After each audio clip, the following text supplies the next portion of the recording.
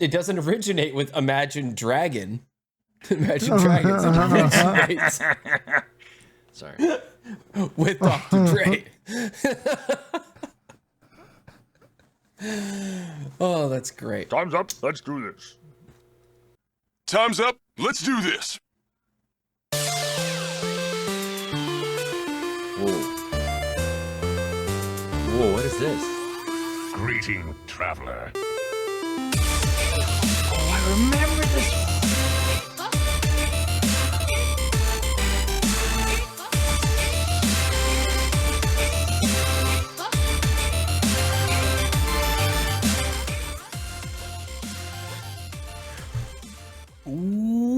Welcome, everyone, to episode 261 of Born to Be Wild, a wild Hearthstone podcast where we have fun, hang out with friends, talking about the wild formats of Hearthstone, and spotlighting members of the wild community. I'm your host, Hydralisk. It's great to be back on this wonderful Friday evening here in beautiful British Columbia. I am joined by fellow host, ElectricSheepCity. How are you? Meowdy. And SchmoopieDady!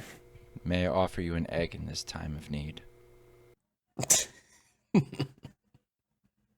For those of you joining us for the first time, welcome aboard. We record this podcast live every Friday evening at twitch.tv/borntobewildhs, and the video version of this podcast is posted to YouTube shortly thereafter. Audio versions are also distributed to all podcast apps. However you are watching, listening, or absorbing via osmosis this podcast today, thank you. Yes, you.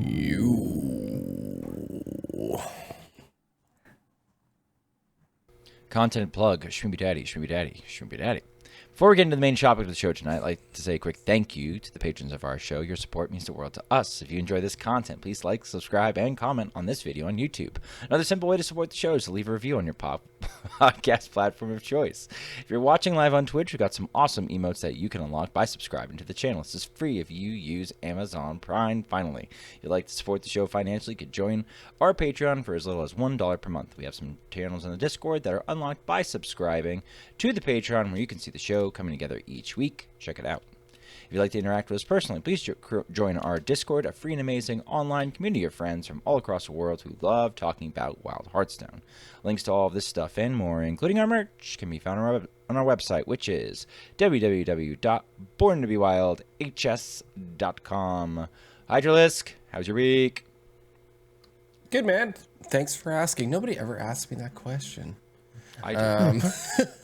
Never. Every other week. Never. It's Literally never happened before. Oh. Thank you for the interest. so I appreciate it. No, so last week I had mentioned that for the first time I actually decided to use the library app where you can take out books, like audiobooks. Like I've done real books in the library recently, but the audiobooks, there's a wait for a lot of them. It's funny because like someone else has this checked out and you have to wait for it to be returned, even though it's an audio file. It's kind of silly, but I get it. But the one that I needed to read was Bazaar of Bad Dreams, and it was actually available. And it's like a 25-hour-ish book, something like that, 20 to 25. I finished it within the week, so that was great. With all my walks and everything. It's a short story collection by Stephen King. And what's really cool is he does an intro on the audiobook version of almost every story. And I would say like at least 80% of all the short stories. He will tell you this thing that happened to him in real life. And that's what inspired the short story. And then you listen to the story and you're like, I don't know how you dropping a spoon came to you murdered a bunch of people with spoons in this story. It's really funny how like cause and effect. yeah. It's pretty cool. Chekhov's spoon instead of gun. Linny. So we don't often talk to chat, but I'm going to say something right now. Linny, I do talk about Stephen King every week in my week. I definitely do. 1408 you were saying is your favorite short story. It's amazing. The movie's great too. The short story is awesome. It's absolutely awesome. I'm not going to get into everything right now because everyone's heard this like a million times. But yeah, Lenny, we'll talk after. I have like a full hardcover collection of everything Stephen King's ever written, basically. So we could talk after. But yeah, so I'm so close to finishing everything. Like I'm there. I'm in like the late 2010s, and I've read a lot of what's coming up. So, and SchmoopieDady, you asked me, am I getting kind of depressed that I'm near the end? Yes, I am. You have to. You have to, which is when you just go right back around and start over again. Or focus on the Red Rising things that you still have yet to read. The Red Rising propaganda has begun. Yeah. Begun, continued. Continued. This is a running theme. Yeah, so other than that, I've been playing a bunch of Hearthstone. I've been playing a deck that we're going to talk about a little bit later. So we touched on it last week. It is the Egg Druid, but we'll get to more of that in our discussion topic a little bit later. But other than that, that's basically been my week. Reading books and playing games and obviously going to work like a pleb. Sheep, how was your week? Well, work for sure here too. On the audiobook front, so I finished He Who Fights with Monsters 2. That was Nice. a pretty quick listen. TBH, like, it's not that it wasn't decently sized, because it was, but it was just, you know, it's lit RPG, like it's candy. It's not like something you have to pay attention to quite as heavily. Okay. But I got Stephen King's Revival for my next read. Oh, nice. And started it shortly before the podcast. So I did. right Cool. after work, before my wife and kiddo got home, because I was working from home this Friday instead of in the office. So I was like pulling some weeds and doing some stuff around the house, and listened to some of it then. So you were saying that was one that I needed to read like pretty soon. So. Yeah, I'm glad. We could talk about it when it's done. I wish I was in a book club, man. That's why I love it when someone else reads a book like around the same time as me. I mean, I feel like this is kind of a mini book club. It is. To be completely honest. Like we could It gives start a off book vibes. club. Yes, it's vibes. Hearthstone For book sure. club. So it's kind of like the book club corner part of it. Absolutely. Yeah, I usually call that segment my king corner. Yeah, right. Soon it won't accurate. just be King Corner. Oh, That is kind of sad, but end of an era. That's true. Red God's coming out soon, so like the end of that whole arc, like Sheep's like, early yeah, anyway, next year. so. Red Rising. Just saying. On the Hearthstone front, since I haven't yet hit Legend in Standard, been playing a little bit of stuff there, like up to like Diamond 3, and then like playing right before bed. I fall back down to D5, and then I'll like play back up to D3, and then playing before bed, I'll fall back down to D5. So, I'll just play wild whenever I'm playing before bed and only make forward progress and get there in the next few days. I'm not worried about it. So that's kind of been my week. Reading a lot, working a lot, hanging out with the lamb. I've been doing bedtime a decent amount as well. So was doing that thing last night, passed out. My wife woke me up at like 10 something. And so I pretty much just woke up to like get ready for bed and go to bed. So it was just kind of like hang Dad out with life. him, and whenever it's trying to go to sleep while listening to a book, easy peasy. It's been that's kind of been the way it's been going.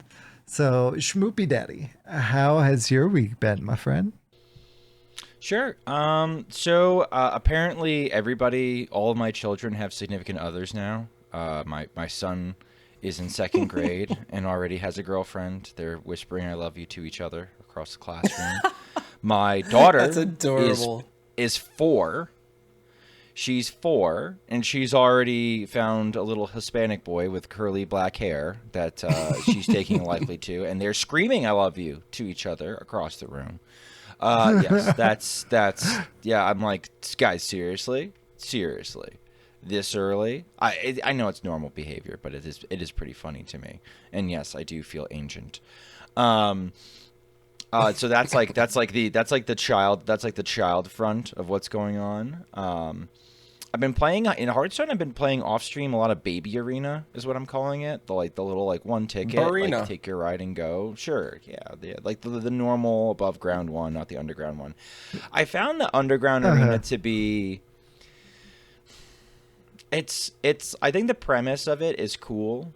I think I like the fixing your deck aspect. I do feel like the balance might not quite be there yet, because it does feel like when I'm redrafting my deck, I have an advantage having lost, and now my deck is much better than other people who have not lost. And so I don't know if I'm always queuing into other people who have the same number of losses as me, but like it feels like the low rolls feel a lot lower. So. And that can sometimes feel bad. Also, it's super expensive to do habitually. Like, it's not worth the 2 tickets. 2 tavern tickets, yeah. Unless you're like really, really consistently really good at Arena. So I've been doing the 1, and I've been getting some 5-win runs, because, it's MMR based, so like I am smurfing a little bit. But also there are times I get like 2, and it's like, eh. Or I got none with like Quest DH. It was hysterical. It's like I spent like a lot of like time and care like drafting it, and then I played it, and I was like, oh, this is awful. But I've been playing the Baby Arena a lot. Womp womp. Get wrecked. Thank you, Lenny. And last but not least, on stream personal stuff, I finished Reno Survivor. This was the longest Survivor competition I've ever done on my stream. We did 30 plus. So the way a Survivor works is I play a deck until it accrues 2 losses. Once it accrues 2 losses, that's it. I delete the deck. And I thought that this was by far the longest one I've ever done. I did 30 plus Reno decks. Some supplied by chat, some supplied by me. Some people signed up and said, just give me a deck, and I supplied them with a deck that I had curated, because I had put aside decks that I was planning on sort of doing a video being like, hey, here's the best Reno decks in the meta. And then found myself in a position where like the meta sort of changed, and I wasn't sure what Reno decks would be best in a boar meta, and now we're in an egg meta. And it's just, we're in a weird spot. The meta is very combo-y. And like I was having a little bit of a discussion with NHL fan about this. He's calling it a pile meta, because 1/3 of the meta is still like Reno piles, which is fine. Like, that's a perspective. I feel like it's more of a combo meta. Like the stirring the drink is the fact that Borlock exists. And a counter to Borlock are egg decks. So like the presence of like the combo decks is kind of setting the pace for the meta. Also, quietly, Nazmani Priest is like one of the best decks in the format. So like, also Makes very sense. much a combo deck that's just sort of just quietly just with a 9% play rate at like the top part of Legend, and like no one else is playing it further down the ladder, even though it's really good, even though they probably like, I don't want them playing it more. It's like, ew. But at the same time, like it's not a particularly hard combo deck, and it's very resilient, and it can pop off faster than aggro. So like that's there, just sort of hanging out. So to me, from my perspective, it feels combo-y. And playing like Reno piles into a combo deck, like sometimes you beat the board deck, but a lot of times you just get farmed. So I didn't make one of those videos, but I did finally finish Survivor. Spoilers if you want to figure out who watched it. I mean, it's like video after video of like 45 minutes. Because like Reno decks, if you win, it's those are long games, yeah. Right? Yeah, like hour long. makes Like sense. whoever sat through every single one is a freaking trooper, I tell you. Because like it's a long time. The winner was actually my Reno Druid, which was kind of cool. Nice. I had cooked it. NHL fan had asked for a deck and drafted it. The runner-up was actually an Uther Paladin that I thought looked good that I pulled off HS Replay because HS Guru. Because there was no one picked Uther Paladin, no one submitted an Uther Paladin, so it's just like, I mean, this is something in the meta that's cool. We can do this. And third place was friend of the podcast Barbecue, who cooked up a Reno Taunt Barbecue warrior. cooked up. Yeah, he did. It had Black Rock and Roll. It had Lorthamar. It had all of the things that I hate. I mean, it's barbecue. Of course it did. And all it the went things six, that I love. It went 6-2. It was like bizarre. It was like I was like, how does this deck win? And then it became like, how does this deck lose? Because I kept like winning games I shouldn't win with it. Wow. Like I was saying things during the barbecue games that I was like, well, good thing this is never getting to YouTube. And then my opponent ran out of ice blocks. It was like ridiculous. It was absurd. So it's like, all right, I guess it's going to YouTube. So like I just that was fun. It was all encompassing. I'm not sure what I kind of do with myself now. Because like it's like this is what I was doing on stream, so now I guess I have to play other people's decks. Unlucky. What's in the news? Welcome to the news. The news is so good. Well, there is a new Discord that has like literally just come out this month called Pauper Hearthstone. And there is going to be a monthly tournament series for Pauper Hearthstone. If you are not familiar with what Pauper is, it means you only have to build decks out of common cards. So anybody can play because y'all know when you open your packs every season, every expansion, you open all the commons. You always get all the commons. You're not getting every legendary or epic, but you get those commons like that. You end up getting duplicates, so many duplicates that you get to dust them when they're nerfed. And please wait till they're nerfed before you dust them. But so we have this new tournament plug for searching for refund when you do. Yeah, and search for refund. Please do it. So this is called the Prince of Pauper Monthly Tournament Series. Now, this is created by somebody who does do tournaments. They're actually more familiar with Super Smash Bros, Magic the Gathering, but they're diving into Hearthstone. So here's the announcement. So it'll be Sunday, October 5th at 7 p.m. CST. It is free entry.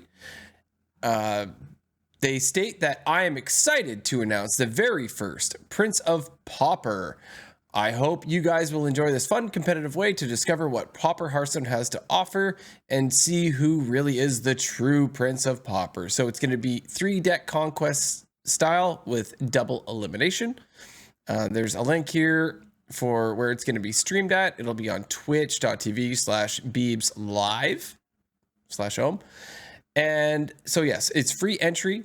The prize will be a month-long Discord called... So you get to be the Prince of Pauper will be your title in the Discord. So you'll get like to be... Fun.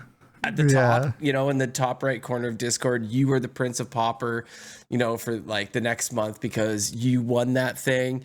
That's super cool. There's a whole website. Actually, I'm going to show that. But first, there's one banned card, and that's Dark Moon statue because it's bugged because corrupted. It gets like double attack or something like that. So now you can corrupt it with that blood tree ant. Can we pop that onto the discussion like later on, by the way, whether or not Yeah. Oh, about that card specifically? Yeah, because I've seen a lot of people have takes about this, and I also have takes. Okay. But yeah, this is Mine are pretty super, lukewarm, but I have some too. this is super cool. So they even have a website, right? So if you don't know how to build a Pauper deck, they have a site that is the Pauper Hearthstone deck repo, and you can click.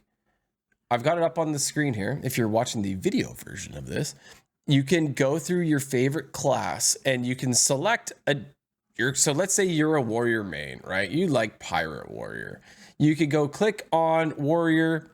There's a few things. There's an enraged warrior, a pirate warrior, and a hand buff warrior. Well, let's look at pirate warrior. Oh, look, here is a deck code that you can throw into your Hearthstone client, and maybe it is exactly what you want, or maybe you want to tweak it, right? It could be up to you. So you don't necessarily have to build this yourself. You can find this stuff. There's every class. You could pick it. Shaman, you could go through Big Shaman, Elemental Shaman, Imbue Shaman. This is very, very, it's free to play friendly, and it's also, I don't know how to say it. If you're not someone who builds decks yourself, if you're a net decker, right? We're all guilty of net decking, right? SchmoopieDady is told what to play every night by the people on his stream. He doesn't have to think about what he's building. They tell him what to do.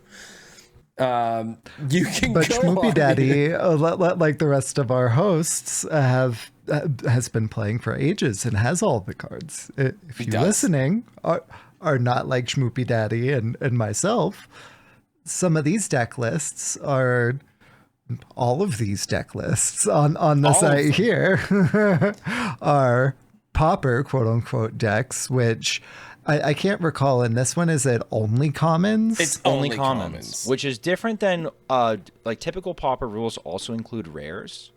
Typically, that's what I thought. But this is like peasant. Like some people call this peasant. Some people are like, oh no, this isn't Pauper. This is peasant. Okay, nutty. So anyway, that's. These are all commons, so like super duper affordable. Yeah, there's even a list on the website of there's a quick list. They call it the staple list of cards that you can just throw in that are good cards that are neutrals. So it's being sort of like hand fed to you right here of like what you can throw in if you don't know what to put in. So it's very user friendly. It's great. So like props to the creator of this. It's pretty cool. Do you guys have any like thoughts on this? Like Sheep, how you feeling about this new Pauper tourney Discord?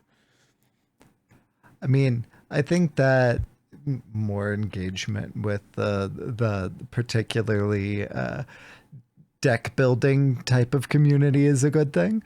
I think that more engagement with the low cost to entry for wild is a good thing. I think that everything about this is great.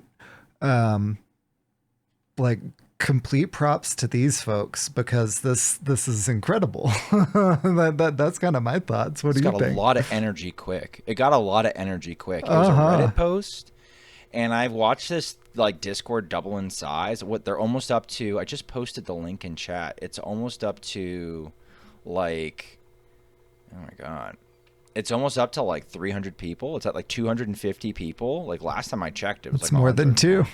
It's more than 2. And I've been seeing a lot of like people who are normally very competitive in Wild HS just sort of drop everything and be like, okay, we're going to like cook this. We're going to find the best stats. Like Corbett right now is like, has opened up a Pauper thread in his Discord, and it's just going through different deck lists and different strategies. So people are going to come with like some homebrew, but they're not going to be ready for like, literally I'm watching people like game out the meta. Like, well, Burn Shaman always deals 3, and you're going to have to out armor Burn Shaman. So how do we out armor Burn Shaman? Well, Warlock's broken. And I guess there's like an aggressive Imbue Priest you can make. Like there's some really cool decks it sounds like that you can make. And it's what's cool about it being only commons is something like Elemental Mage, which is a deck that I would suggest if you don't have any dust, just climb with that, because that's all commons and rares. I literally have a deck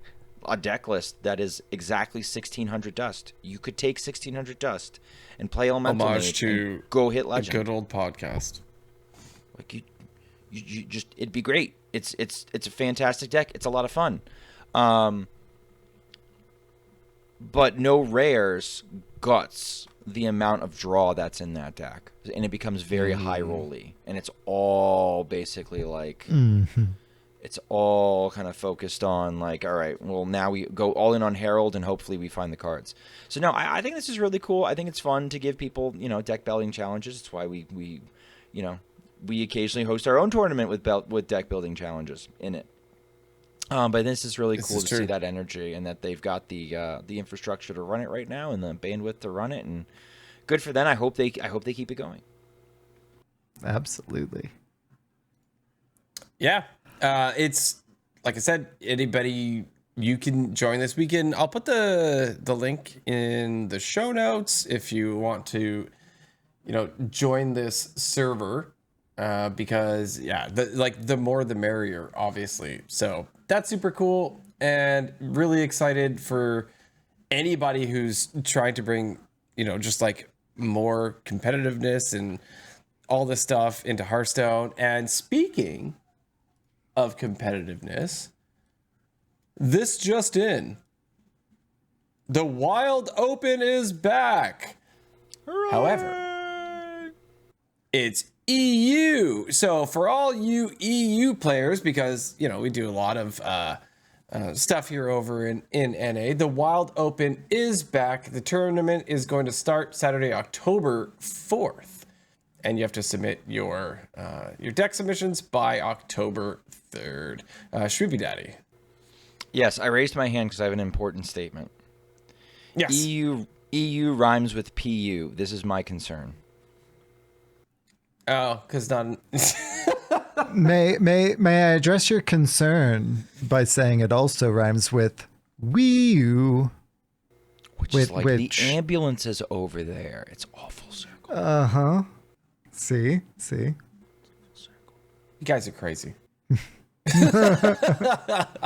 Literally, yes. Yeah, so anyways, it's EU. Does this mean I can dust off my EU account? Huh?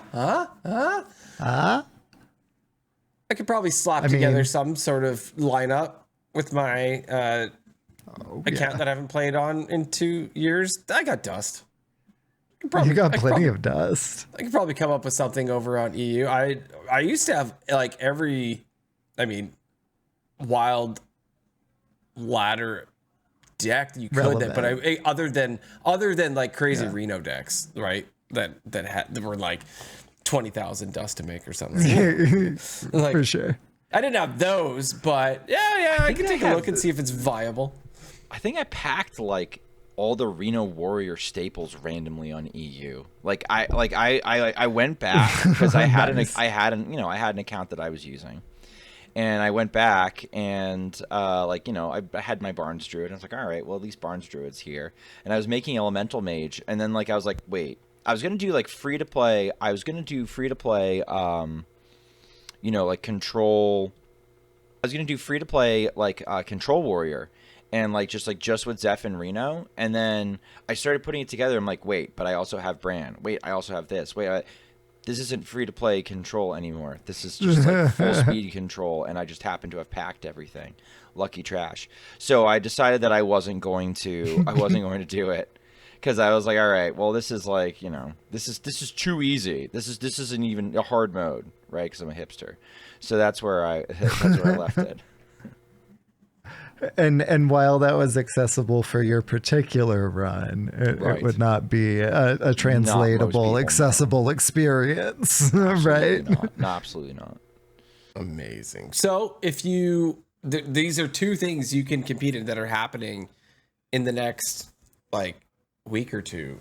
So Wild Open. So it's hosted by MaxiBon, by the way, and I'm sure everyone listening is probably already MaxiBon server, but if you're not, join that thing and you can get the link to that and see how it's all through Battlefy. Both of these things are through Battlefy. If you're going to do the Wild Open or you're going to do the Pauper tourney, I think the Pauper tourney is so cool because it's monthly.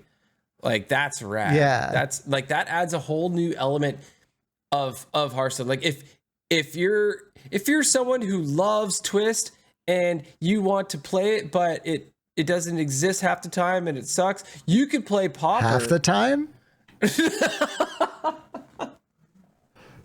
Half the time? Half? Yeah, half is generous. That's so optimistic. So I was appealing to you, Sheep. This is something you could totally do, right? Like, and it's monthly, and so you could compete this month if you wanted, and you could not the next month. Because guess what, Sheep? It's gonna be back every month, What? right? Unlike So- And it can have its own meta?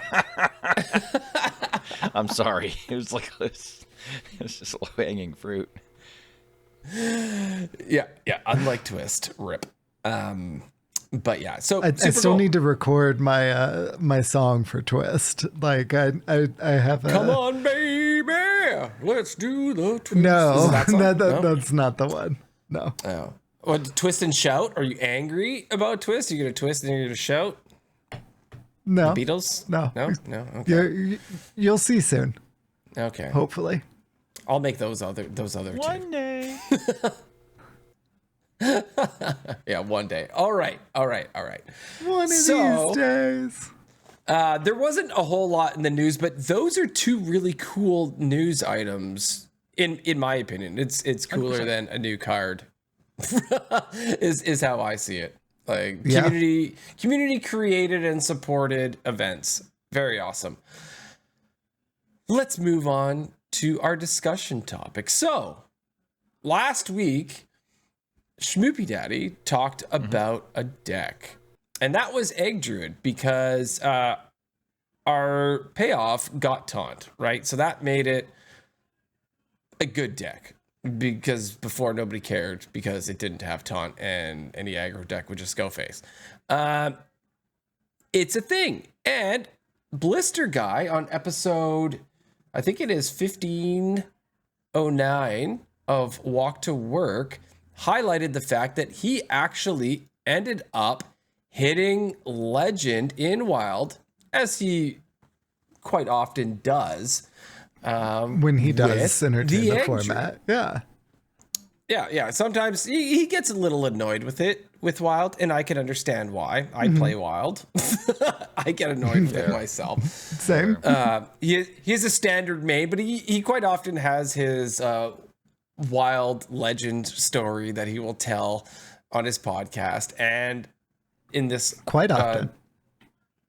last Wild Legend story, it was about Egg Druid. So he hit Legend with this, and he made a couple changes, and I felt like this was worth discussing because we just talked about this list, or a different list, last episode.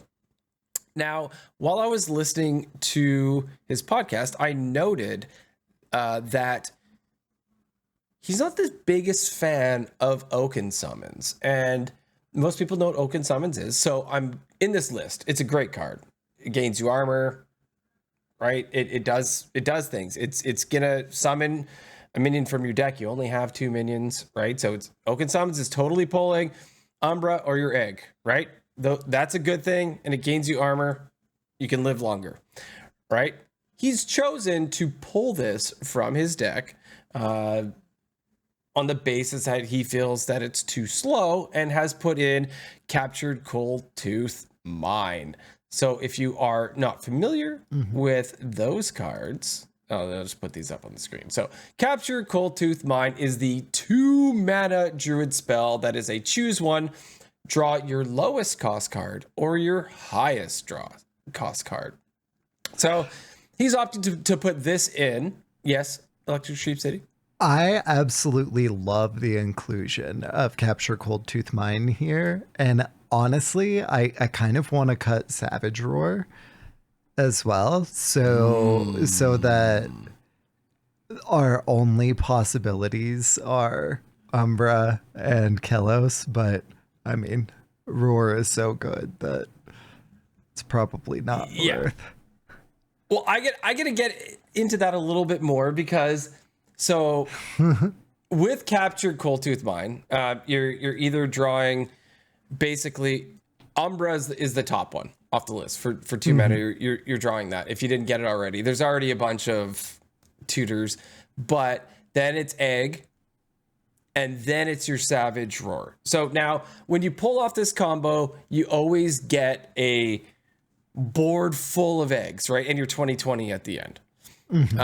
And with the Captured Coldtooth Mine, I always want to say Gold Tooth Mine because it's like it's a bunch of these kobolds going in and mining. Yeah.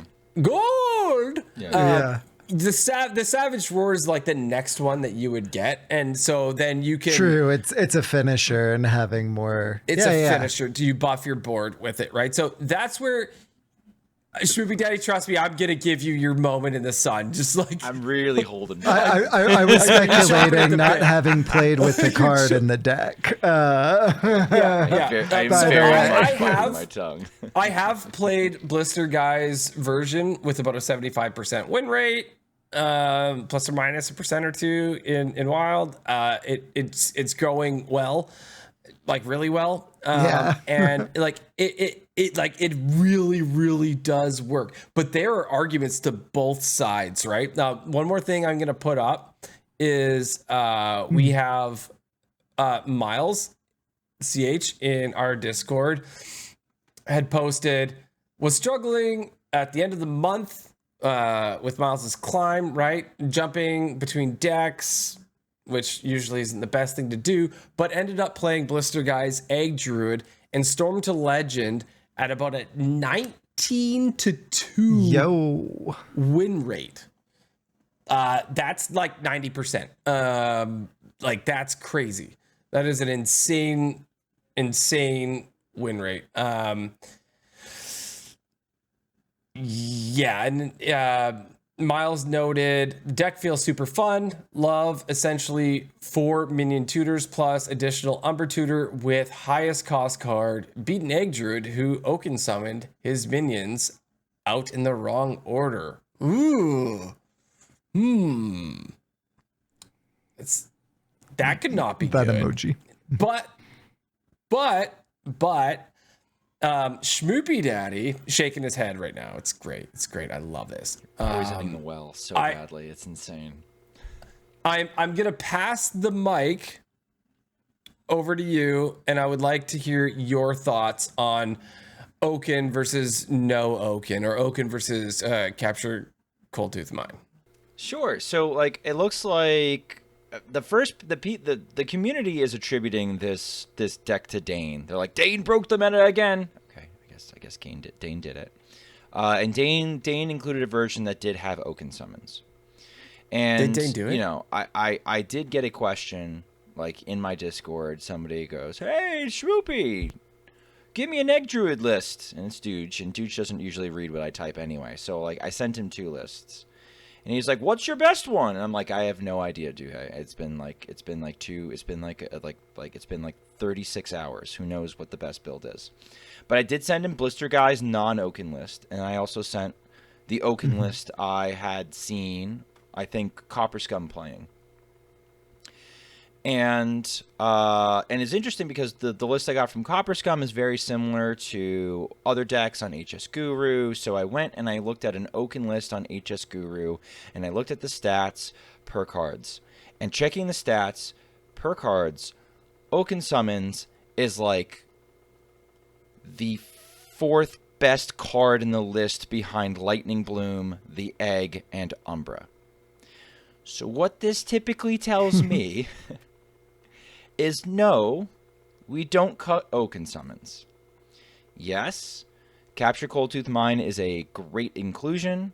We do not play Capture Coldtooth Mine or Oaken Summons. We play both because Capture Coldtooth Mine is another one of the good cards. It looks like Capture Coldtooth Mine is quick maths in 5th. Right behind Oaken Summons is Capture Coldtooth Mine. What I found when I was streaming this deck and I was trying it out, it felt on average faster than Egg Warlock. Right now, XL confirmed. Egg Warlock is feels realish. there's a really weird thing going on in the meta right now. Like I sort of said earlier, at first the mini set tipped things over because Borlock was really like popular and was driving things and was feeding on some of the top decks that are a little bit combo phobic, like Hostage Mage and Seedlock. And it's like the kind of combo, it was the kind of combo that really farmed Hostage Mage. And now looking at this particular deck, it loses to Hostage Mage. It probably does still beat Seedlock, but it definitely beats Boar Warlock. So now the eggs are sort of coming in, and they're also sort of negating board-based aggro strategies. Like, Disco does not want to see more Egg Druid. That's not good for Disco. No, it doesn't. Because now you're spraying around Soul Barrages, and you're popping eggs, and it's just a flipping disaster for the Disco lock. It's not Breakfast. A good time. I'm seeing Showstoppers and Starfishes and Potions of Madness to steal eggs, right? To like this is the idea. I think Solar Oaken Summons is the nuts. If the minions come out in the good order, that's awesome. If they come out in the bad order, who cares?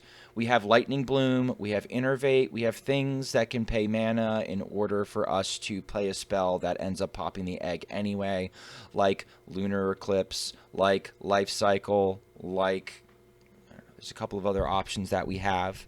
When I was playing it, the Oakens felt great, and the Oakens especially felt great after I had drawn them and played them and tutored my minions. I could then use Capture Coldtooth Mine because I had tutored all my minions out. The next highest cost card, like you said, Sheep, was Savage Roar. Now Capture Coldtooth Mine is pulling a Savage Roar, which lets me trade into the enemy board or push for lethal through my fellow, Egg Taunt Druid.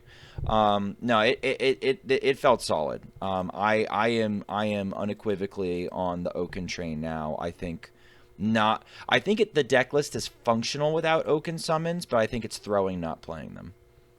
Like, simply put, I think it's throwing not playing them. The other argument would be that double Oaken Summons to pull this off is more mana.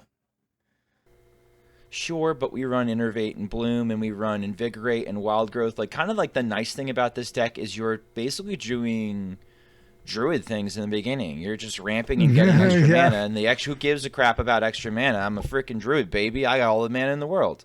So for a combo deck, it's like, like, wouldn't it be like heaven for a combo deck to just like gain a bunch of mana and do the thing, almost AKA like Barnes? Like, yeah, of course. We got Bioproject. I don't see Bioproject in this particular list, but like you could play Bioproject, Trail Mix. Like, there's all sorts of things that you could play that just like zoop, get you up to where you need to go, and then you pop the egg and you go. Or you just build a board and you go. And you do it faster than Warlock on average. Though I will say about Warlock, I have a short up of a disgusting turn 3 pop off with Egg Warlock. I was on the coin, so I coined out the egg on 2 and got to Summoner and Ritual of Doom on turn 3 and was showing the egg board starting from turn 3 onwards in Warlock, 40 cards. Wow.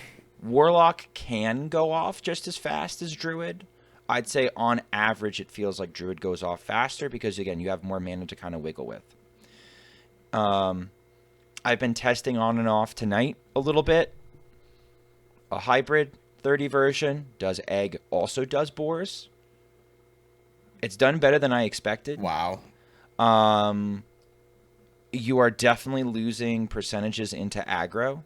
I don't know if like everybody is in an MMR bracket where they can afford to lose percentages to aggro. When over 10% of the wild ladder as a whole is discard Warlock, right? Like if everybody's playing disco at 9-10%, I don't know if we can afford to do that. And basically how you play that 30 version is you're going in on either boars or egg depending on the class and the matchup. I will say that there's enough of these combo decks running around. I'm starting to see more Secret Mage pop up again. People are going back to the old counters, and like anything that brings Secret Mage back from the dead, like, it's cursed. The ancient technology. Objection. It's not even objection. I've seen Potion of Poly. I've seen Sheep. I've seen Spellbender. I've seen Spellbender. I've seen Spell. Do you know what Spellbender does? I do.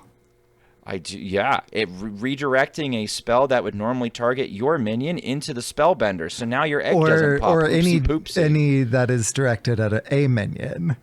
Now it's mine. Now on it's this little Spellbenders, 1/3. It's giga stupid because then I'm playing secret mages with real decks, and the secret mages die horrible deaths. But playing them with the Warlock or playing them with the Egglock, I can see the appeal because you also quietly secret mage also kind of punks on Holy Wrath, like, and if you queue into a Barnes Druid, you probably punk on Barnes Druid. Like, there's enough combo in the mana. I don't know about Nazmani. Nazmani's interesting because unless you specifically object the Nazmani, they have enough cheap spells they can play around Counterspell. And, like, Secret Mage cannot handle a huge amount of stats. So, like, if they get the Lightspeed combo off, like, you're cooked. It doesn't matter if you're playing Ice Block or not.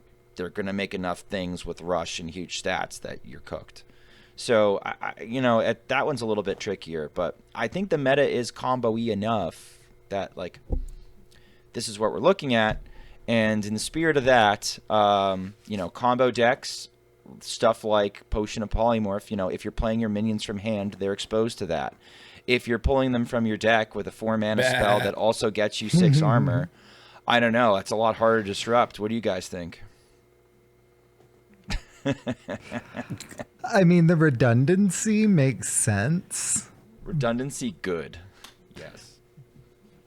But also, when you have like part of the pieces for both combos, but all of the pieces for neither, like it so feels bad. I'm not saying that it's worse. That's been my problem with it, and that's like I think that's still my issue with it is that it's felt okay so far, but like I'm also queuing into the same Mildruid player a couple times, and so like that feels unwinnable for the Mildruid player if they're not gaining enough armor. I've beaten a Borlock who was teched to beat eggs, and then I blew up my eggs and did the boar combo instead, and they died. I have also lost to just the 30 boar that's been faster than me. So like I think it's just like I think the 30 version's probably fine. I think like all these decks are kind of cursed, and yeah. Yeah, I think that alternate win conditions they're okay, right? Like if like your main win con's gone, you got something else, right? Like Hearthstone decks in the past have done this. But in generally speaking, you want to put in the best cards to pull off the thing that you're gonna do. So I agree. It depends on how much you're committing to both, right? Like how much more do you have to sacrifice to put in your secondary win condition, right? Like if you're like adding like 5 or 6 cards to do something else, or like it just doesn't. Yeah. To me, that doesn't make sense. Much. I don't think it's that much either, right? Like to be honest, I haven't looked at your list. Like you told me about this 5 minutes before the podcast. Yeah, but like it's when your alternate win con is like a 2-card combo or something, or 3-card combo you can do, like that's not the end of the world, but usually that's why tech cards are considered bad, right? Because when you're throwing like tech cards in to target a certain deck that you're seeing, you're actually stunting your deck because you want to pursue your goal, right? Sure. Like your win con, and throwing in those tech cards when you're only going to see whatever it is, your secret mage, right? Let's say you're teching against that. You're only going to see that every once in a while, even if it's 25% of the meta. Probably not worth, right? Yeah. So probably not worth. No. I can only really justify like tech cards with ETC. Every tech card in a slower deck, but something like a fast combo, like an Egg Druid. So I've played. It's essentially Blister Guy's list. I took out the story of Barnabas and I didn't like the stories. No, I didn't like the stories. You're not getting the extra Project, benefit. That's and built in there. didn't draw the bio project, but I put a bio project in. I think bio projects and are went good. 1-0 with that. So like, I did better 100% win with the rate, one broken. without Oaken Summons, but like, you know, I went 1-2 with that. So super small sample size for both. I liked the one game that I played, that I could capture Cold Tooth Mine into Roar. I mean, I was playing it while we were talking about it, and you know, so that path was particularly illuminated to me. But it won me the game that I played, and that would not have been able to happen if I had played Oaken Summons. So I can definitely see Ray's rationale there. Fun deck. I mean, you know, I love me some board flooding aggro, but also like kind of scammy decks. Like that's always fun. It's pretty scammy. Yeah, I like it's it. pretty scammy. I'm not 100% happy it exists, to be completely honest. I'm not. I don't think it's a better thing for the format. I don't think this mini set introducing Elwyn Boar Warlock and insert class egg deck is a good thing for the format when the things that it's introducing are basically limiting piles and it'd be making big stupid board flug decks that hurt, you know, aggro more than it already is hurt. Personal feelings. You need to let this ride, okay? I need No, I'm Druid grumpy, wins. Daddy. I need Druid wins, and I hate every Druid deck in the format other than this right now. So I don't like Disco because Disco has been narrowing down our aggro. I'm finally over 300 Druid wins, okay? Like because of Don't this deck. ruin this for me, During man. the show, I hit my 4,570th Druid win. Electric Sheep City has 4,200 Druid wins more than I do. So, SchmoopieDady, just leave it be. Let me get 4,200 more wins with this deck. Let's just establish a baseline there. What I anticipate is going to happen is we're not going to have to worry about petitioning to end up nerfing it in Wild, because I think in Standard things are going to be sort of taken out of our hands. That's the vibe that I get. I don't know about you guys or whether you feel that way or not, but it looks like it's pretty stupid in Standard.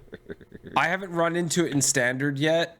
When I've been queuing Standard, I just keep queuing up the same stupid Murloc deck because it's easy wins. But I have sheep actually. You're right. It was once, and it was a few days ago, and it did happen, and I did lose, and then I remembered the podcast from last week. I'm like, oh yeah, we said it was gonna be good. I've been playing once, in but Standard. I haven't played much Standard this week. So like, I do not have a good sample size because this week I've played very limited Standard. Yeah, I've been playing predominantly Quest Warlock, and so like I cut one of something, I can't recall what, and put KJ in, kind of like Blister Guy mentioned a while ago. And it makes the like location one drop, like if nothing is good, but you have the 1 mana 1/1, draw a card from your deck that's 7 or more or 6 or more or whatever.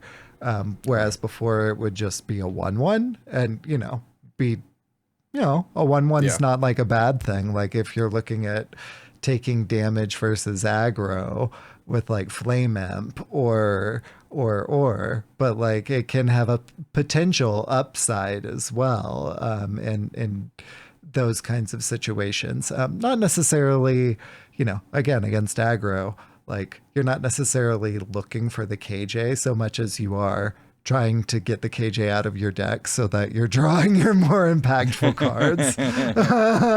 But We're deck filtering. I taught Schmoopie about deck filtering this week. That was fun. Oh yeah, has he been playing Pokemon? Ooh. We've been playing some Pokemon, yeah. So I was like, all right, so this ability is good because it's not, this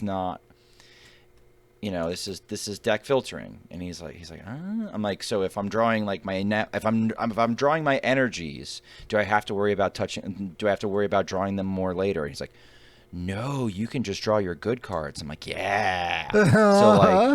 So he's getting that. Sorry, a little aside to my week again. No. That's cool. Absolutely relevant here as well, because an abusive sergeant early game, not really impactful, especially after the nerf. It's not a 2/1, it's a 1/1. So filtering from your deck, like an established thing, making your subsequent draws better, so that you can combat into aggro. Seems decent. Yeah, kid's got talent. I don't know. Must have got it from his mother. Right? You're talented. We all know that. You couldn't teach 17-year-olds if you weren't, right? I mean, They are 17, You wouldn't have been brakes able on to that, get Daddy tenure. Hydra. You wouldn't have been able to get tenure if. I mean, pump the brakes on that, guys. How many games, Sheep, have you given this egg? Like, I know you said you played Raised List, but you just played it like a couple times, right? Like, you don't have. I played it once, and I did make that one change because of my experience playing the Oaken Summons list and taking the story of Barnaby out, because I didn't like how they felt and the 3 game sample size that I had there. The bonus of it does nothing, right? Because you don't have like a minion. So it's a 2-mana minion tutor. Draw. Yeah. So it's just another tutor to get your thing. I've used it in game, like, and it's worked. Like, I didn't keep it in my mulligan. I don't and then in late game it doesn't really do anything. In late game it does absolutely nothing, but there is no late game, right? Yeah. Like, this deck goes off in the first, because so Blister Guy's version is a 7-mana version, but you're doing that on like turn 4 or something, right? Yeah. Which is why I subbed the Stories of Barnabas out for Bio Project, so that I can get to that totally turn work, faster, because I wasn't having any issue tutoring my minions whatsoever. So all to say, that's the one cut that I made, or the one change that I made. And that deck felt super smooth. I didn't draw the Bio Project, which would have been the Story of Barnabas anyway, so kind of inconsequential. Yeah. But I believe Blister Guy did talk about running Bio Project as well on his episode. If you want to go listen to that, listeners, it's a great card, obviously, but I guess the only downside to that one too is if you've got an aggro opponent, and you Bio Project, they're probably going to be able to flood the board and kill you pretty quickly. But I mean, that's the risk that you take by running Bio Project. You know the risks. You know what's going to happen. Yeah. But yeah, like that's a definite danger, right? Like, you just gave your aggro opponent 2 more mana crystals. Definitely an important asterisk to add whenever making the recommendation, though. Thank you for adding that asterisk. just so everybody knows, it is a danger card. Stranger danger, but good card. good card. Does anyone have any final comments on this deck that we're seeing? I've Run I've Oaken won myself, Summons. but if anyone else Just has, freaking run it, please. Stats, baby. I had more fun with the non-Oaken Summons version, and that interaction won me the game. So I'm on team do whichever one you feel like, because I'll probably play this one, even if the Oaken Summons is the statistically better one. It's because Team I Oaken like how this one Summons and feels Noaken better. Summons. Noaken So, Summons. you know, all to say, that team is Noaken Summons. Thank you. I think that, dude, like, run whichever version you want, right? Like, if you Yeah, have pretty fun with much. Oaken Both Summons, function. play They do Oaken both Summons. function. And if you don't like it, But run Oaken Summons. like, don't run it. Not bullying SchmoopieDady here, but I'm also more on the no Oaken Summons because I've been enjoying it. You tried Oaken yet? I understand. I see. That's the funny thing. I haven't. I don't got. That's all right. Okay. All right. Sounds good. No. So listen. See, I started No, with I'm- the Oaken Summons list. My experience. I'm going to be fully honest. I didn't. We had the podcast last episode with that list. I didn't play it, and I will never say I played a deck if I never played the deck, right? Like, so I didn't play it. But I saw Miles with his ridiculous record. I'm like, maybe this is actually good. I'll play it. And Blister Guy, full disclosure, him and I were DMing about this deck last night. And I said to him that I cannot poop on SchmoopieDady's version or the Oaken Summons version. It's just a regular version that people play unless I have my full reps with it. What I have experienced is the non-Oaken Summons version is working extremely well for me. And I told him, because he asked me too, like, what side are you on, bro? It's like, I can't fully tell you because I haven't actually given the Oaken Summons version a fair play. But what I am enjoying right now is the non-Oaken Summons version. So I told him the same thing. I'll do both. I'm gonna play both. I'll like, let's say, play 20 games with each, and then kind of look at the records. That's still a small sample size because it depends on what your matchups are. Yeah. But I would either way. I'm getting Druid wins, so it doesn't matter. I'm happy about that. I'm happy about that. Okay, I'm happy that you're experiencing Druid too. Maybe you will soon, hopefully, because these are actually good decks, both of them, both variants. It's really sad that I Hopefully played Token you'll Druid. get a golden hero power soon.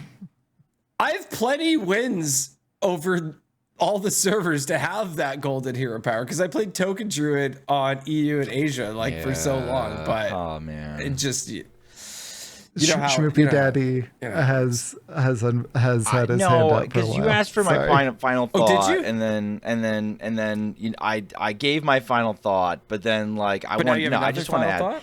I want to mulligan on my final thought. I would say this. Let's go.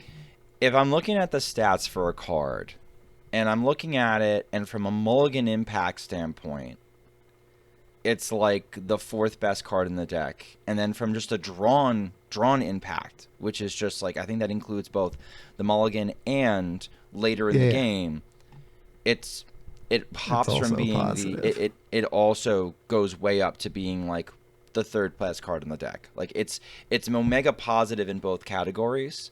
And I did a whole little ditty with NHL Fan and Tom Carter on how to look at HS Guru data and how to look at it and parse through it and make assumptions from it. And I struggle to think with every other card in the list looking kind of mid, honestly. Like if we're looking at it, like there's a lot of red in this list that leads me to believe that there's not a lot going on with the other stuff in here. Cutting the card that looks like it's making one of the biggest impacts in a list where there's a lot of mid cards leads me to believe that it's not a good idea to punt that card away. That's just that's where I'm coming from, and it's a little bit less. It's not so much that I'm like, oh, it's got to be Oaken Summons. I'm Team Oaken Summons. It's more along the lines of like, I don't see how this card is not bad to run. I can't see it. I think that Fair. I think that kind of what Hydra said too is that like, play whichever one you would enjoy, and honestly, statistically, it does look like there's rationale clearly for the Oaken Summons version. I personally liked the play pattern of the being able to actually get that Savage Roar like consistently, with that Capture Cold Tooth Mine kind of pattern. So I think that it's, you know, it would almost like you would need a sample size of like decks specifically without Oaken Summons, I think, to get a representative sample. And we have so little data. And we have so little data. But I feel like the play pattern is so different, even though the like card change is so small because of that interaction, that I feel like it's not like a 1-to-1 like apples to apples, like you're looking at the same, you know, I mean, card draw and win rate from deck to deck.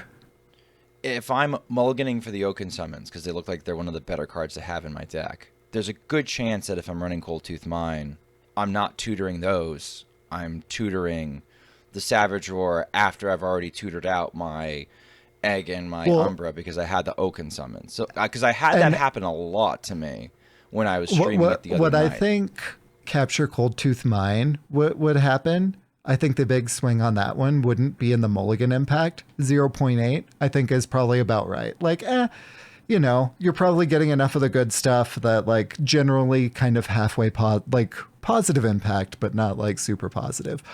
I think where it would change is the drawn impact, because right now, the Oaken Summons deck, it's negative 0.9. Whereas, like, if you're drawing it later and you're guaranteeing like a finisher, then I think that drawn impact would be what would really change with Capture Cold Tooth Mine, which I think would change the, you know, because the whole play pattern is so different. So that's one of the cards that would change in the deck, I think. So I think it's whichever version you feel like playing, since we don't have the data on both. Like it's hard to say. I think they're good arguments for both. I personally, I mean, I like playing Roar and hitting it like in the face for like tons, especially since one of them is likely in 2020. So, you know, 22 with Roar, that scratches a particular itch for me. That should not be surprising to anyone. I'm not surprised now. Right on. So SchmoopieDady, you had mentioned earlier that you wanted to talk about Darkmoon statue, and we had mentioned earlier on the Pauper Hearthstone deck repo. Actually, I'm going to pull that back up.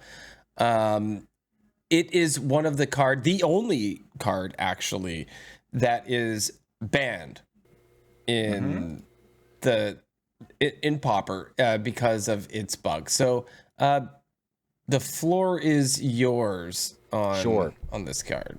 Of course. So Darkmoon Fair statue, for those that don't remember, it was a 3 mana 0/5 that gave all your minions +1 attack, but you could corrupt it, and when you corrupted it, by corrupting it, you gave it 4 attack, and it became a 3 mana 4/5 that was giving minions +1 attack. Well, it's not like a newish bug. It's happened before in the past. We have found ourselves in a situation where that particular bug is rearing its head again, and we're looking at when it gets corrupted, its stats double. Again, we've been seeing like fringe OTKs. I'm talking like on like the meme sphere of the internet, of like wild like YouTube type stuff. That's always been present there, but now it's sort of becoming a little bit of a lightning rod, because people are seeing it in Discard Warlock, and you can corrupt it with Blood Treants, and now people are like, well, now I have to deal with the Giant in the Disco deck. And so a lot of people think it's an unfair advantage, and I've even seen a lot of people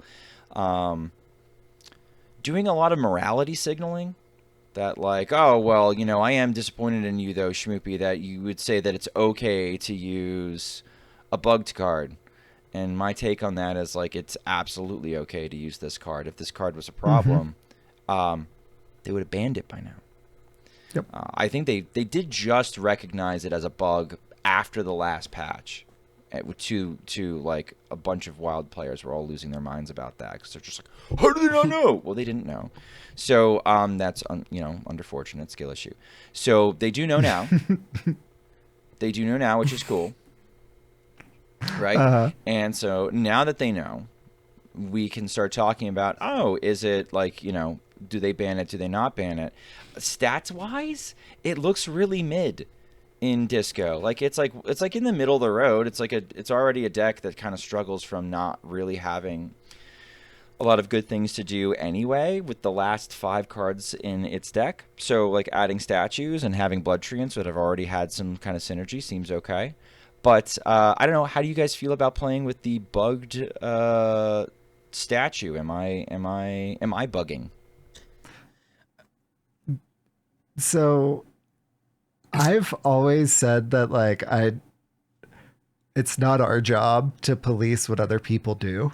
Like, that's the job of the devs and the client itself. Like, and if this is there, like, I'm not going to shame other people for using it. If that was something that I wanted to use, then I would. That's not really the kind of deck that I'm really wanting to play. Card. Yes, I'm absolutely in your camp, and that's the argument I'm making about. But it's clearly bugged. Yeah, like so for me, there's a difference. Like if it's clearly bugged and they clearly don't care, right? So nothing's happened. It's been acknowledged as a bug officially now, which both gives validity to the people saying people are abusing the bug. Noted though, like wasn't it first noted a long time ago? So like, honestly, lets us know that it's on the radar for them to fix it, because when things are on the bug list, with the exception of Diamond Fireack, like I got it generated from something in Quest Warlock the other day, and I like put it into the quest thing. I actively did not play it because I'm salty. I'm still salty that I can't put it in my own deck. Wow. Sorry. Okay, so Mark in chat confirms my it has been around for a while. Thinking. It's been around forever. Memnark saying at least 5 months, and yes, it's been around for forever. So that's my statement on, like, obviously the devs don't think it's that big of a deal, right? So to me, there's a difference. SchmoopieDady, I don't think that you're some sort of crazy man for running the bugged card. If it was like one of those, oh, if you run this card, it makes the other, like the opponent disconnect and you get a free win. And that just started happening today. Financial and you're running that. And if you're abusing that, I'd say that's kind of dirty. Like if you were going to do something like that. But if there's something that's been around for half a year or longer and they know, and it's only acknowledged now because like stats show that it's not doing anything, whatever, right? Like, run it. No big deal. I don't see anything wrong with that. Like, I really don't. It's been around for a while, but now we have confirmation by the, fact that it's in the bug fixes area. Right. that essentially, there's a Jira ticket on it now. So it's, you know what I mean? Like, sick. Yeah. So run it till you can't run it. I think it's fine. I think it's fine. That's how it'd be at my work, at least. I don't know what their workflow is, Oppie. You got bigger fish to fry. Uh-huh. Any final comments on this Dark Nope. Moon statue? Nope, that's fellas? fine. I've been calling people goofy, and like, I don't know. For me, whenever we're talking about morality in a card game, like just especially when it comes to decks and like card choices, even clearly bugged stuff, like if they're not banning it, they could fix it with one click, and they do all the time. If it's a financial exploit or if it's a hard disconnect. Too. How long was Mysterious Challenger banned from Wild because it was causing a disconnect bug, and so they just took it off. There's like, no, this is breaking the client. We can't have this. They don't unless it's an egregious pattern of play. Like I think they said something was bugged. Was it Great Dark Beyond? Was it the thing that was? Oh my goodness. Oh, it was fairly recent. Great Dark Beyond would make sense timeline-wise. There was something that was like the bug was making it competitively insane, and then and they banned it said, super okay, quick. So, all right, you can't use it. Tough. So like unless there's something like that, then that's fine. But yeah, no, I just buzz off.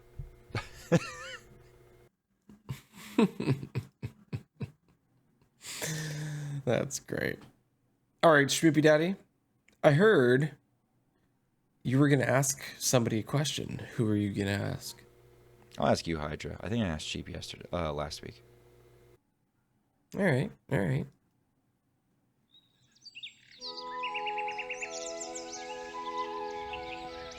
Unrelated Advice with Hydralisk.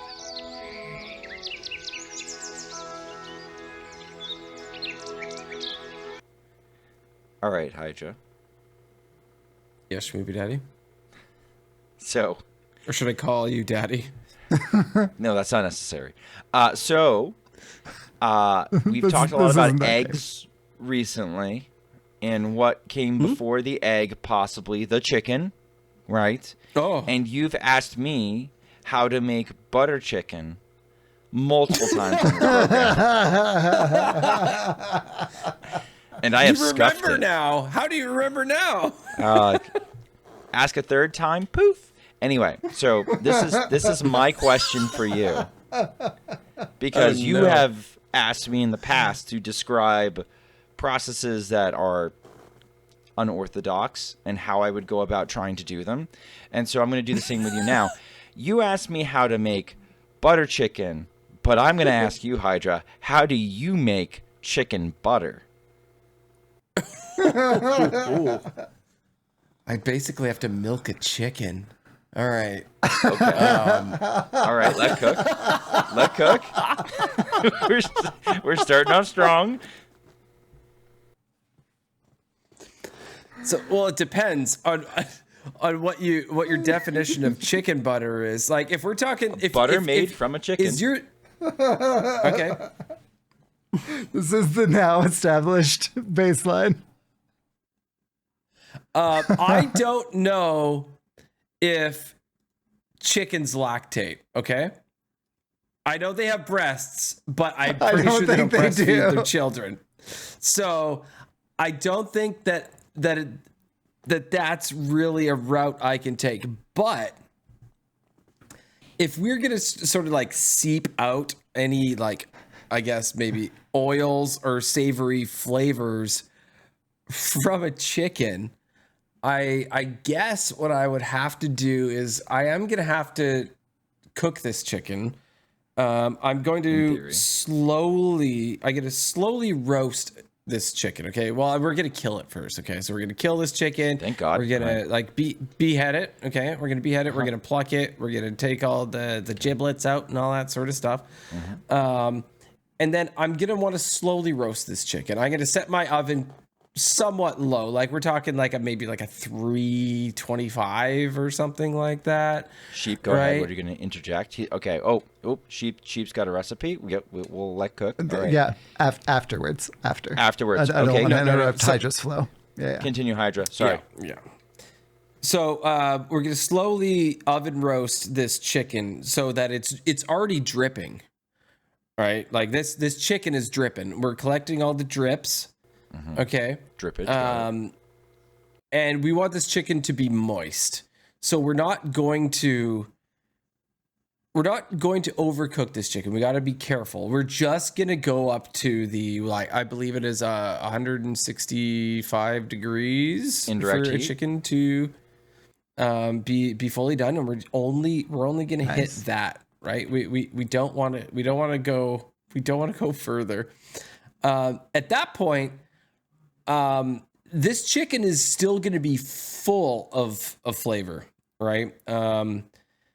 And I don't know if you guys prefer salted or unsalted butter. I like salted, so I would have done a thing where I opened the inside of the chicken where we took all the guts out, and I would have put some salt in there at the beginning because if you want to put any spices you want, and I also like garlic as well for like a garlic butter, so I would have put that in there too, right? So and that's gonna be soaking in while it was roasting, right? But we're already at temperature, and at this point we're gonna be taking it out. It's got its juices in the roasting pan, but it is so full still. And this is where it's going to sound a little weird because at home I don't know if I have the proper way of squishing and draining a chicken. But you know you know when you have a mop bucket, you know when you have a mop bucket, like the yellow mop buckets you have at work, and there's that thing at the top, like where you stick your mop in and you go and you like squeeze out the mop with that handle and it squishes all of the mop drippings into the yellow pail. That's where we're going to stick our chicken. Is we're going to put it into that attachment on the top of the mop bucket, and you're going to squeeze that handle as much as possible. You're going to squeeze the crap out of that, and you're going to get all those drippings. You're going to milk this chicken, and this chicken milk is going to drip down into the mop bucket. Okay. And so once you have this down in the bottom, you're gonna add this back to the pan, actually, because we don't want it to get too cold right away. You can also, if you want a thickener, you could add some cornstarch as well, if you're gonna thicken it up, like if you like it sort of gravy style or whatever, or you could have it straight up just milked chicken. But I do suggest if you do want to thicken it up, you can add the cornstarch. It also add volume as well, depending on how much you put it in. But that is how you make milked garlic salted chicken. Wiser words have never been spoken, and you heard that on More to be wild. And now Sheep's recipe. Yeah. So my version of chicken butter, if I recall, that is the prompt. Chicken. Oh, it was chicken butter. So I would take the lazy route. Wait. Take a beat for a sec. And that is how you make chicken butter. There, I just Wise words have never been spoken, and you heard that in. on the wild. Yeah, nice. So my recipe for chicken butter is I take the lazy route. I'd get a chicken broth. I don't know how one makes chicken broth, but I know that you can make that homemade. I'd buy chicken broth, and so I'd have that, and I would infuse the butter somehow. I'd do some research. Like, my initial thought is I'm essentially gonna marinate it, so like cold. Though maybe I'm gonna like heat it up and then cool it off. Yeah. That's what I'm gonna do. So I'm gonna mix the butter and the chicken broth, and get that hot. Probably add some like general herbs and spices as well. Garlic. You mentioned salted butter. I'm going to use unsalted butter, but I'm adding the spices, one of which is salt, in with the chicken broth and whatnot to kind of make it have that like chicken flavor to it. And then I'd, cool it back off so that it is now chicken butter. That would be my version of chicken butter. I like Hydra's better. Don't get me wrong. I'm just we got to do that. My process is much less involved. We went all in on milking the chicken for some reason, but you know what? I'm here for it. I'm absolutely here for it butter. too. You know what? Next week I'm going to get asked, how do you milk a chicken? I'm going to have to think on my feet on that one.